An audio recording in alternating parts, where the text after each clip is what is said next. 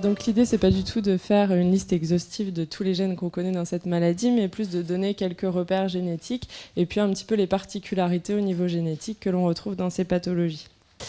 Donc pour commencer, qui est-ce qui peut bénéficier de ce type de consultation ? Eh bien, cette consultation de génétique, elle va concerner tous les patients ou bien leur famille avec une maladie cardiaque susceptible d'être héréditaire. Donc ce sont les cardiomyopathies et les canalopathies que vous a présenté Philippe juste avant. Et la consultation de génétique, ça va vraiment faire partie de la prise en charge globale désormais des patients, puisque ça fait totalement partie des recommandations, notamment des recommandations au niveau international.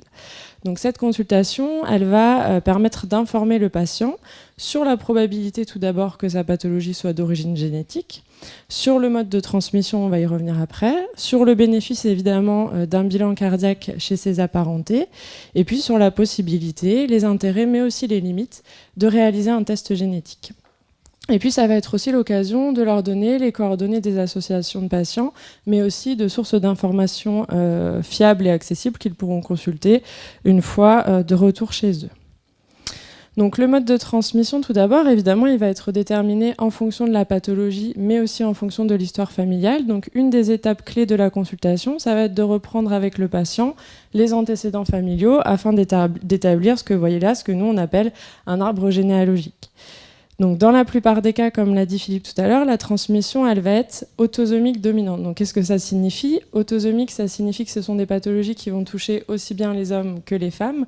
Et dominant, eh bien, c'est lorsque l'on a un de ces deux parents qui est porteur de l'anomalie génétique, eh bien, chacun des enfants va avoir un risque de 50% d'avoir également hérité de cette anomalie génétique. Donc, les apparentés qui vont être concernées dans la plupart des cas, ça va être ce qu'on appelle, nous, les apparentés au premier degré, mais finalement, c'est la fratrie, les enfants et puis les parents du patient.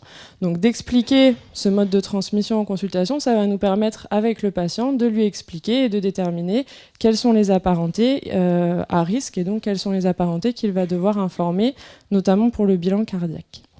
Une des notions qui est importante dans ces pathologies, c'est la notion de pénétrance. Alors en génétique, la notion de pénétrance, c'est le fait de développer la pathologie, de développer des signes de la maladie, alors que l'on est porteur de l'anomalie génétique.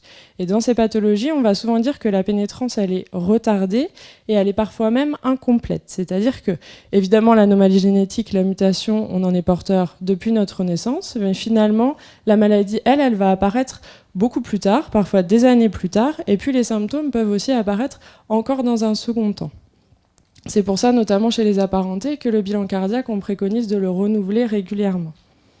Et puis la pénétrance, elle peut être incomplète dans certaines pathologies, c'est-à-dire qu'on peut être porteur de la mutation et pour autant ne jamais développer de signes de la maladie de toute sa vie. Donc si on illustre avec l'exemple de cette famille par exemple, avec une pathologie qui a été citée tout à l'heure qu'on appelle la dysplasie ventriculaire droite arythmogène ou la DVDA, eh bien il y a ce jeune homme chez qui le diagnostic a été porté à l'âge de 16 ans. Chez son frère, le diagnostic a été porté plus tardivement à l'âge de 35 ans. Ils sont tous les deux porteurs de l'anomalie génétique et lorsque l'on remonte aux parents, eh bien on voit que c'est leur mère qui est porteuse de la mutation, mais celle-ci a 60 ans et n'a toujours pas développé de signes de la pathologie. Une autre notion importante qui a été évoquée aussi tout à l'heure, c'est la notion de variabilité d'expression, puisque dans ces pathologies, il va y avoir une très grande variabilité d'expression, pour une même pathologie entre deux familles différentes, mais aussi parfois au sein d'une même famille avec des histoires qui vont être totalement différentes. Si on prend l'exemple de la cardiomyopathie hypertrophique avec ces deux familles-là, une première famille où il va y avoir des atteintes très sévères avec ce jeune garçon qui a un diagnostic inaugural suite à une mort subite à l'âge de 10 ans. Dans le cadre du bilan familial, la pathologie est diagnostiquée chez son frère à l'âge de 16 ans. Malheureusement, un cousin va également décéder subitement à l'âge de 16 ans. Leurs deux mères vont avoir un diagnostic, mais plus tardif, à l'âge de 40 ans pour l'une, et elle va bénéficier de la pose d'un défibrillateur automatique implantable, et à l'âge de 45 ans pour l'autre.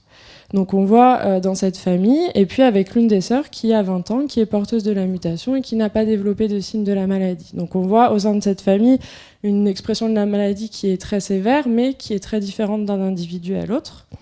Et pour une même pathologie, dans cette seconde famille, eh bien, il va y avoir des diagnostics plus tardifs, à l'âge de 40 ans chez cette femme qui va bénéficier d'un suivi régulier et d'un traitement, mais qui n'a pas besoin de mesures plus invasives, on va dire, avec un diagnostic à l'âge de 45 ans chez son frère, et à l'âge de 50 ans chez leur père. Donc on voit que pour une même maladie, vraiment l'expression elle peut être extrêmement variable et malheureusement ça on n'est pas capable de prédire quelle va être cette expression.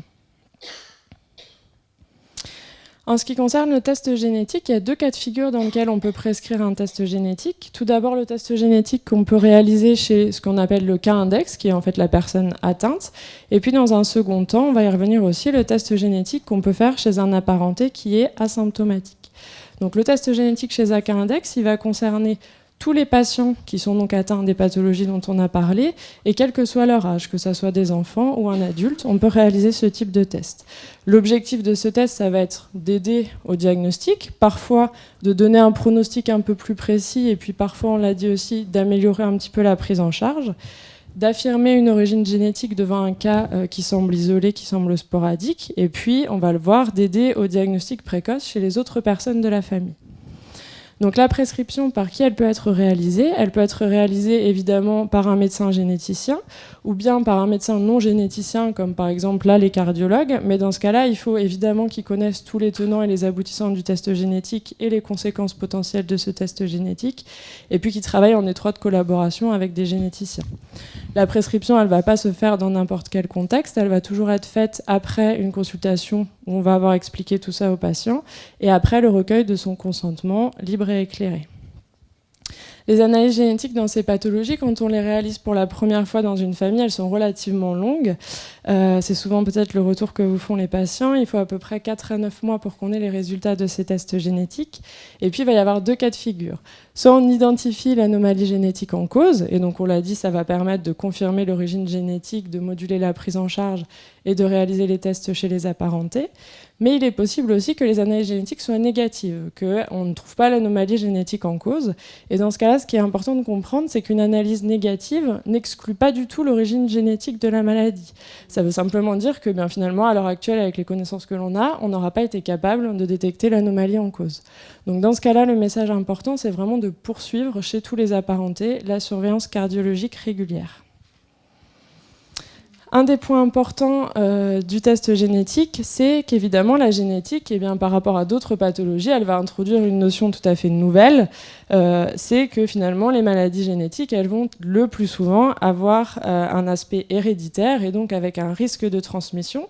Et que finalement une maladie qui peut à la base sembler être une maladie individuelle, elle va très vite devenir une maladie familiale, avec pour les apparentés finalement un risque pour eux aussi d'avoir une pathologie qui peut parfois être létale et pour laquelle, comme c'est le cas pour nos pathologies, pour lesquelles il existe des mesures de prévention. Donc finalement, la personne qui est venue initialement en consultation, le cas index, il va se retrouver avec la lourde responsabilité d'aller prévenir ses apparentés à risque pour qu'ils puissent bénéficier de la prévention, au risque parfois de bouleverser un petit peu l'équilibre familial. Donc la démarche génétique, c'est évidemment une démarche individuelle, mais qui peut avoir des conséquences familiales. Donc il y a le fait de l'information à la parenthèse, c'est quelque chose maintenant qui est très réglementé par la loi, et notamment avec ce décret qui est paru en juin 2013, dont vous avez peut-être entendu parler, et qui justement qui est tout à fait relatif aux conditions de mise en œuvre de l'information des apparentés.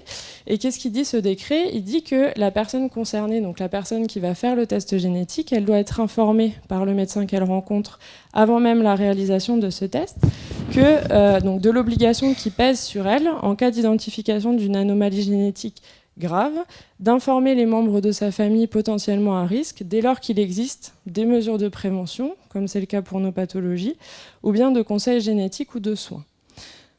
Donc, le législateur a proposé 3 modalités d'information que je vais vous présenter rapidement ici, et puis on pourra y revenir si vous le souhaitez.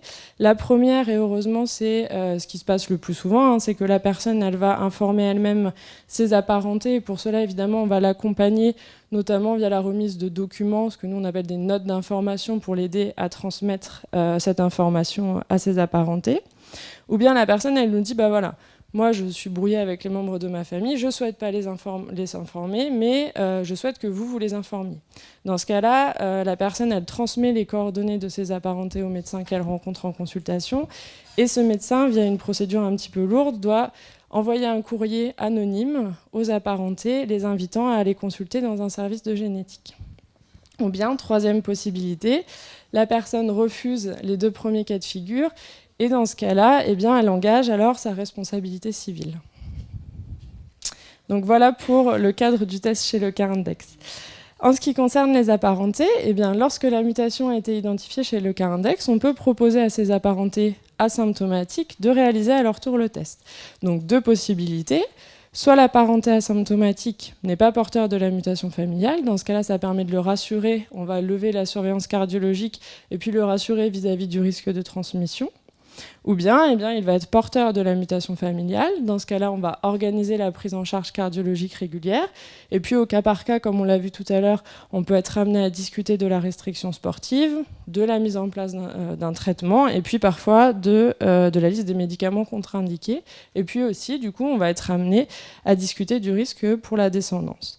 Donc, contrairement à d'autres pathologies dont vous avez peut-être parlé ce matin, comme certaines pathologies neurogénétiques, là, dans le cadre des pathologies cardiaques héréditaires, il y a un réel bénéfice à connaître son statut génétique, puisque du coup, ça va nous permettre de mettre en place une surveillance cardiaque régulière pour prévenir justement les complications liées à ces pathologies.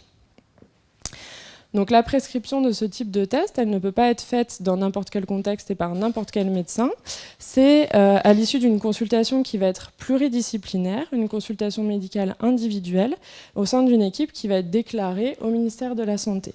Donc là, je vous ai mis l'exemple de la façon dont ça se déroule ici à la Pitié-Salpêtrière, mais c'est vraiment pour donner un exemple, parce que ça peut être assez différent d'un service à l'autre. Donc ici, la demande, elle émane toujours de la personne à risque. C'est elle qui va venir prendre rendez-vous en consultation. Et on va organiser une consultation, une première consultation d'information pluridisciplinaire qui se déroule en général sur une matinée où la personne va rencontrer 3 personnes différentes. Tout d'abord, un ou une cardiologue, puis une conseillère en génétique, puis une consultation avec la psychologue. À l'issue de ces 3 rendez-vous, on va proposer un délai de réflexion. Puis le prélèvement peut être réalisé si la personne le souhaite. Donc là, on l'a vu tout à l'heure, les délais pour avoir les résultats quand on fait pour la première fois chez un patient, c'est assez long. Là, une fois qu'on connaît la mutation, ça va être beaucoup plus rapide. On l'a à peu près en 1 mois et demi. Et le résultat, ce qui est important, il est toujours évidemment rendu en consultation. Et puis en fonction du résultat, on va organiser la phase de suivi pluridisciplinaire. La personne, elle peut évidemment abandonner ou souhaiter différer le test au moment qui lui semblera le plus opportun. Et puis ce qui est important, c'est pour les personnes qui ne souhaitent pas faire le test génétique, dans ce cas-là, c'est important qu'ils continuent de bénéficier régulièrement de la surveillance cardiaque. On l'a vu tout à l'heure, le test génétique chez le Carindex, il peut être réalisé à n'importe quel âge. Là, pour le test génétique prédictif, ça va être un petit peu différent chez les mineurs, évidemment parce qu'il va y avoir une implication psychologique beaucoup plus complexe, et parce que c'est aussi quelque chose qui est réglementé par la loi, et la loi dit qu'on peut proposer ce type de test chez des mineurs que si ce dernier ou sa famille potentiellement peuvent personnellement bénéficier de mesures préventives ou curatives immédiates. Donc dans le cadre de nos pathologies, finalement, on va proposer le test génétique chez les mineurs, le test génétique prédictif, à partir de l'âge auquel on va recommander en fait, la surveillance cardiologique. Donc dans le cadre des cardiomyopathies, en général, on commence à le discuter à partir de l'âge de 10 ans. Et dans d'autres pathologies, comme par exemple le QT long, on peut en discuter dès la naissance, finalement. Donc ça va être adapté en fonction des pathologies. Une autre des choses qui est abordée évidemment en consultation de génétique ou de conseil génétique, eh bien, c'est le risque de transmission à la descendance, notamment dans le cadre d'un projet parental. Lorsqu'un des membres du couple a une de ces pathologies, évidemment, il y a souvent la volonté de ne pas transmettre la pathologie familiale. On l'a vu le plus souvent, le risque de transmission à chaque enfant, c'est un risque qui est de 50% par grossesse, avec, on a vu des exemples tout à l'heure, une histoire familiale qui peut parfois être très lourde. Donc le but de la consultation, ça va être finalement de discuter et d'informer les couples des différentes alternatives. Donc on va discuter évidemment d'une grossesse tout à fait naturelle, puis de l'âge auquel on va pouvoir proposer le test à l'enfant et la surveillance. On peut aussi discuter du don de gamètes et de l'adoption, qui sont finalement 2 choses qui sont très peu envisagées par les couples d'emblée, donc c'est important de l'aborder en consultation. Et puis on va y revenir un peu plus en détail, on peut discuter du diagnostic prénatal ou du diagnostic préimplantatoire. Donc juste pour rappel, je ne sais pas si vous connaissez tous le diagnostic prénatal, tous ou toutes d'ailleurs. Le diagnostic prénatal, ça passe par un prélèvement invasif qu'on peut réaliser en début de grossesse, à peu près à partir de 11 semaines de grossesse, où on va recueillir un petit peu de matériel génétique du fœtus afin de rechercher la mutation familiale chez le fœtus. Et en cas de résultat défavorable, c'est-à-dire si le fœtus est porteur de l'anomalie génétique familiale, le couple pourra être amené à demander une interruption médicale de grossesse. En ce qui concerne le diagnostic préimplantatoire, là, ça passe pas par une grossesse naturelle, mais ça passe par une fécondation in vitro, où, une fois qu'on aura recueilli plusieurs embryons, quand les embryons seront au stade de 4-5 cellules à peu près, il y a une cellule qui est retirée afin d'être analysée. Regardez quels sont les embryons qui ne vont pas être porteurs de l'anomalie génétique et quels sont les embryons porteurs de l'anomalie génétique, dans l'idée de ne réimplanter dans l'utérus de la femme uniquement les embryons qui ne seront pas porteurs de la mutation familiale. Donc concrètement, comment ça se passe ? Il y a 4 centres en France qui proposent ce type de technique, avec un certain nombre de limites. Tout d'abord, les délais moyens de prise en charge qui sont de l'ordre de 18 mois à peu près à l'heure actuelle. Évidemment, c'est une technique qui nécessite une très bonne fertilité, donc on va avoir des limites, notamment vis-à-vis de l'âge maternel. Et puis, il y a à peu près 20% de réussite à l'heure actuelle pour les couples qui passent par cette technique. Donc il existe un certain nombre de limites. Donc pour le diagnostic prénatal et le diagnostic préimplantatoire, finalement, ce sont des techniques qui vont être possibles, qui vont être faisables à partir du moment où la mutation familiale a été identifiée. Mais au niveau légal, comment est-ce que c'est encadré ? Ce sont des techniques qui peuvent être proposées aux couples qui ont une forte probabilité de donner naissance à un enfant atteint d'une maladie génétique d'une particulière gravité, reconnue comme incurable au moment du diagnostic. Donc, c'est le texte de loi, il n'existe pas en France de liste de pathologies pour lesquelles ces techniques sont accessibles ou pas. Ça va vraiment être une discussion au cas par cas. Donc, on va notamment discuter en consultation avec les couples, et bien évidemment, des enjeux médicaux, mais aussi éthiques et psychologiques complexes. On l'a vu, il y a souvent des histoires familiales qui peuvent être très lourdes, avec des antécédents parfois de mort subite à des âges jeunes, des antécédents de transplantation cardiaque. Mais d'un autre côté, on va aussi discuter le fait qu'on est dans des pathologies pour lesquelles la pénétrance elle est le plus souvent retardée, elle peut parfois même être incomplète, et puis on l'a vu tout à l'heure avec des traitements quand même qui sont relativement efficaces et qui marchent bien. Donc c'est tout ça que l'on va discuter en consultation avec les couples. Et puis, si le couple a une demande de TPN ou de DPI, on va discuter au cas par cas ces demandes au sein de ce qu'on appelle les CPDPN, c'est les centres pluridisciplinaires de diagnostic prénatal. En pratique, il faut savoir qu'une fois qu'on a discuté tous ces enjeux, il y a vraiment très très peu de demandes finalement des couples vis-à-vis de ces techniques-là.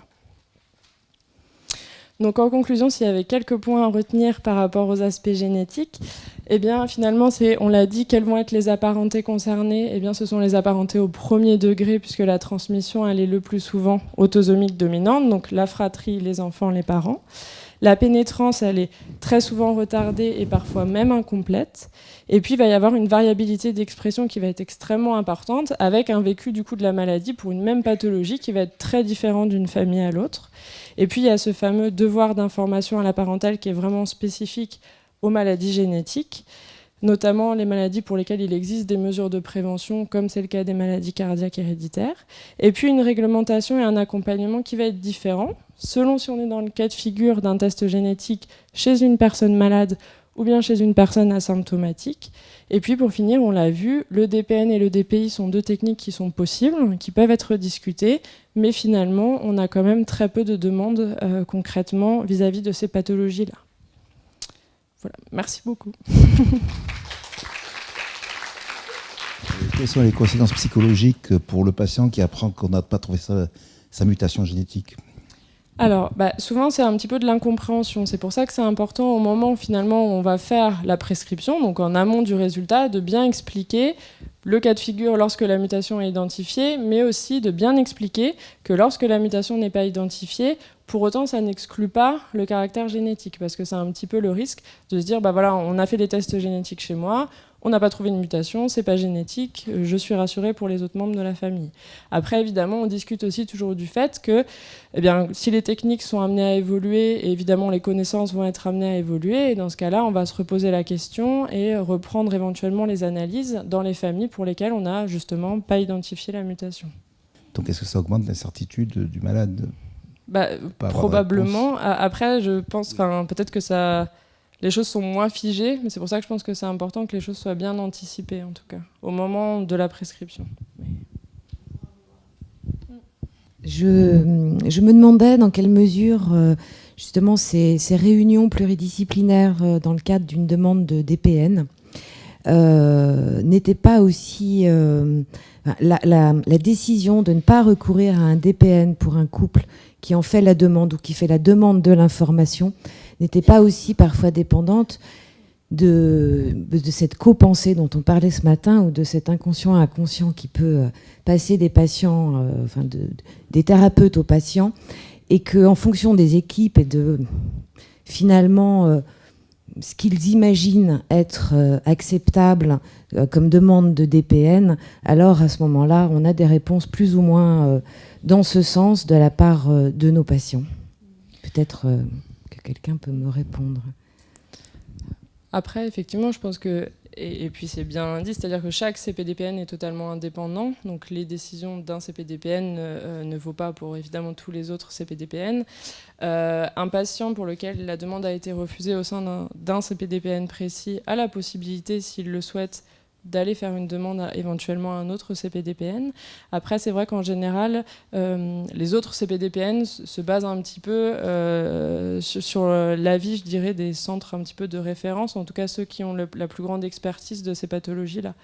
Mais probablement que, effectivement, c'est un petit peu biaisé selon si on a l'habitude de suivre beaucoup de patients qui ont ce type de pathologie ou si on a vu un cas d'une famille qui était dramatique et pour laquelle probablement...